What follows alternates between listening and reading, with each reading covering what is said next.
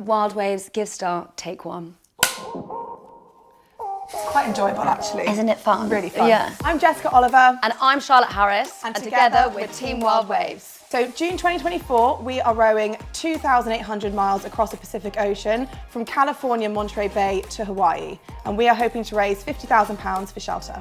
I didn't say it. Is that okay? In 2021, we rowed across the Atlantic, setting off from La Gomera and arriving in Antigua 3,000 miles later. So that was the first time that we'd ever done any sort of rowing experience. We never rowed. We're not rowers. We're not rowers. Absolutely.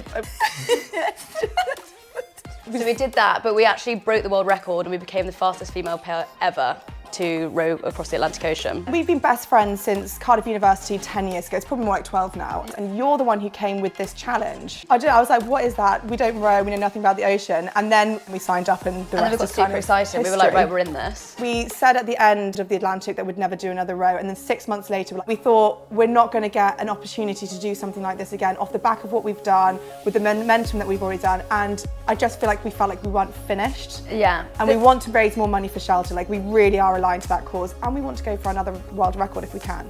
So there's 2 rowing positions, so you can row together, but predominantly you're rowing separately. The traditional pattern is 2 hours on, 2 hours off. And in the 2 hours off, you have to feed yourself, clean yourself, eat, do everything you need to do, and you have a bit of sleep, and then you're back on again. One of the biggest challenges of being on a boat with 2 of you for that long. The boat is high tech. The boat itself, the luxuries are not. We've got a bucket, which is our loo, Yes. and then we can shower with a water bottle. Stress-wise, I thought it was very It's just a different type of stress, isn't it? Obviously, you're rowing 12 to 16 hours a day, so you've got very bad blisters. You know, your knees hurt, your elbows hurt. But interestingly, the next thing is just the mental strain of it all. And I think that's where having a good teammate or being in a good team really, really benefits you, because if you're together and you're looking after each other and you're pushing forward for each other, it helps the mind. How are you going to make sure you get along? I mean, no problemo. No problemo. Do you know what is interesting? I wouldn't sign up for this specific challenge if it wasn't with Charlotte. It's teamwork. No. I know that Jess, when she can, is going to push herself to the absolute limit for me and the team. And vice versa. And I think that's why I just can't see us falling out. No, don't jinx it though. No, don't jinx it.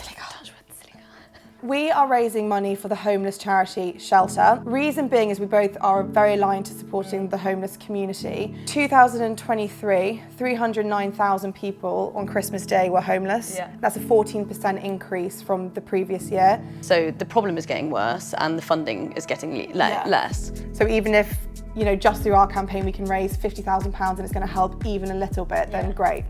I think there's things in life that can change your life, and I think doing something that is as bonkers as this, you never look back, and I think it alters the course of your life, and I think that is why, I know we joke about chasing the high, but that's why you end up trying to do it again and again. We've got matching tattoos! Yeah. It's the latitude and longitude, so that's La Gomera where we set off.